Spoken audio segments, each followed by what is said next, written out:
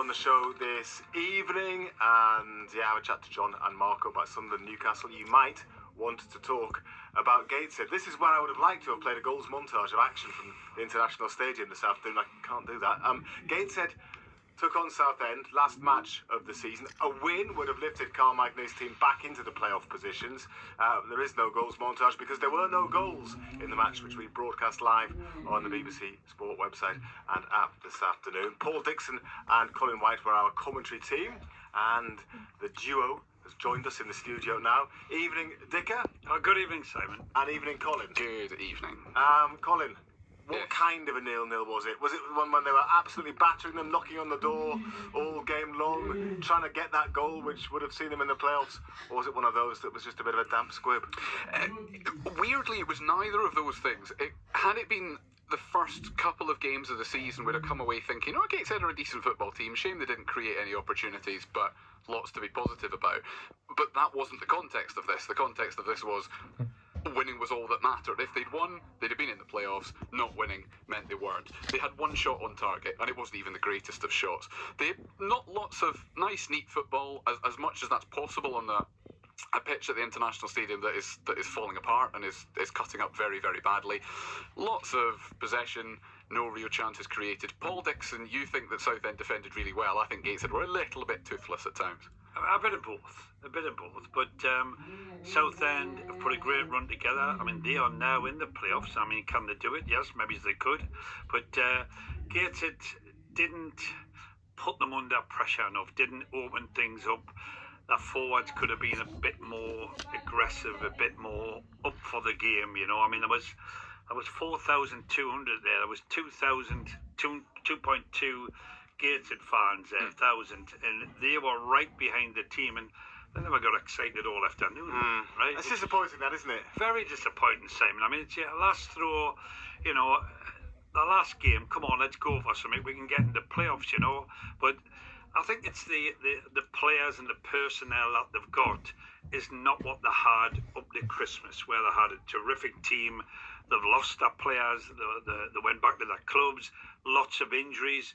The people were sold, and it's not the Gateshead team that were at Christmas when, Colin, am I right in saying they were 2 points in second place? After New Year's Day, they were 2 points off Barnet at the top. Gateshead won 2 of their last 14 games of the season. That is not for... Well, that's relegation. It's a miracle that it was still in their hands on the final day of the season, to be perfectly honest. Yes. But it's very difficult to argue that they deserve to be in there when that's the run in the last 3 months of the season. So it remains to be seen what happens now then. First thing, I guess, future of Carl Magne. I don't know if he said anything post-match today which would indicate what might happen with him. We'll hear a little bit from him later on in the programme. I asked him about his future, and he was quite open and said it depends on who owns and runs the football club. There is still, I knew we were going to talk about this, I'll just chuck it in now. Still no news, still no confirmation of a takeover. It appears to be a relatively shambolic football club off the field at the moment. I don't think that's going to come as any surprise to anybody who is a Gateshead fan. The communication between the hierarchy at the club and the supporters has been poor for non-existent really for an awful long time now. Lots of rumours swirling around the stadium today that the takeover is off. That coming from a director of the football club who had been talking to supporters and suggesting that was the case. So Carl Magne quite openly saying, I haven't succeeded. I'm sort of stealing his thunder when he talks later on, but I haven't succeeded. I think he wants to stay, but it's under the right circumstances, and ultimately who owns the football club, who runs the football club, will determine whether he wants to be there or not. Yeah, I mean, there will be a big squad overhaul. There usually is, isn't there, at the end of the season? Perhaps more so even this time, Dick. I mean, if there are new owners in place, that might be more so, the case, and there might be a new manager as well. If it is still Magne in charge, then he'll try and keep his best players and sign a few more in the summer. Well, he will, but Simon, they've had 51 players played for the club this season. 51. I mean, that's absolute. There's not any other football teams that have played and have had 51. I'm sure there's not.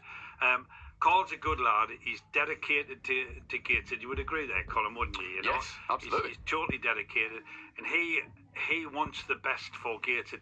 They've got a great scouting team behind them because the broad players. I mean, they had people like Greg Ollie, Callum Whelan, Ossini, Jacob Butterfield, who are really the best players in the National League. and they're all injured or they're not there at the club now. So it's hard what he wants to do. He knows what he wants, but I'm not really sure if he's getting 100% back in. No, and when we talk about Carl Magny's future being dependent on who owns the football club, that applies to a number of the senior players as well. I mean, Greg Ollie is out of contract as of now. Luke Hannant is in that same position as well. Regan Booty is not out of contract, but had made it quite clear early in the season he didn't want to be there. So I think, you talk about squad overhaul, I think it'll be a very, very different squad. Yes. And as much as Carl Magny or whoever is the manager would like to keep those big players, I'd be surprised if many of them are there in August. We'll see what Gateshead fans think if they get in touch this evening. There's at least one message just come in, and so we'll do some of those later. 08000 321 333 on WhatsApp, 81333 on text. Start your message with the letters BBC or call 0800 234 6565. I mean, you called it shambolic, Colin. I mean, we thought at one point that an announcement was imminent. We were expecting, we had days when it was, it's going to be 4 o'clock today. Yep. We're going to hear about Victor and Ichibi's consortium, and it just never got announced. We still don't know why it never quite crossed the line, do we? But it's just, it's run on and on and on. It's run on and on and on. It's run on since the end of January internally. We weren't really aware of it at that point in time. For us, it's probably a couple of months now. For supporters, they just have never known. It's relatively open knowledge among Gateshead supporters that it's some of the current regime who want a role in the new regime and some back and forth as to how that works when you're also trying to sell the club at the same time. There's a belief that some people want to have their cake and eat it, and that's a difficult position when you are new owners who want to come in with a clean slate. That's how it normally works. So it has been held up for a long time, and like I say, there is Carl Magny says it might be happening, it might not be. He doesn't know, and I believe him because he's had enough to worry about on the football side of things. So I think it's very much up in the air, but there is no positivity. There was a lot of positivity when we knew it was a possibility, and Victor and Ichibi had been around the ground a lot, come to games, come to training, been in the dressing room, etc. That feeling of positivity has completely gone. And they've done unbelievably well the last 4 years, and really because they've done that well, there is people to say, I wouldn't mind getting involved with Gateshead and taking them a little bit higher, taking them into the Football League. But where we are now, I mean, you mentioned there, Colin, what was it, 13 games, and they won how many? They won 2 of the last 14, yeah. Yeah, well, I mean, that's not takeover material, is it really? It's not. It's disappointing for the people at Gateshead who love the football. I mean, they get a regular crowd of 1,000. I mean, like Southend, the last 2 games, they've had 9,000 and 9,000. You're talking about an ex-Football League team, but they've had their tough times in the past, they really have, but they're back now. So that shows you what you can do if people take over and they get a team and things move on. I mean, when you talk about winning the FA Trophy last year at Wembley, and they couldn't play in the playoffs. Feels like a long time ago now, doesn't it? Oh, it does. A hell of a long time. But a year on, they're still, they were second top at Christmas, and now they've just missed out on the playoffs. Yeah. Really, if the people who wanted to take over had took over just after Christmas when they were second top of the league, they could have maybe been in the pushing for the playoffs and been the Football League. It's disappointing, really, because they've done so well, Simon. They really have. Colin, thank you very much indeed. You were right, by the way, Colin. When you came in scowling at me, I was right, shaking your head, yes. Yeah. Because I was right in that. Okay, I'm looking forward to this. In that Birmingham, to get a better goal difference than London needed to score twice. But goal difference doesn't matter when you're a point ahead. Exactly. That's probably the point you would make. Indeed, yes. Fair enough. So yes. If Birmingham scored one more, they'd have got promoted. It must have been a nervous 10 minutes at the end of that game. It was a nervous 14 minutes of injury time, I think we had. It was frantic. Was it? Yes. Okay. But London prevailed in the end. Thank you. My maths being called into question, as indeed it is by Mark in Blythe, who says, you've got the goal difference wrong. The table says both Newcastle and Chelsea have the same goal difference. Yeah, we said that, didn't we, Andrew? It's goals scored. Yeah, so we didn't get that wrong. Yeah, we didn't get that wrong. No, we got that right. Goal difference is the same, but we've scored more goals than them, yes. Simple as that.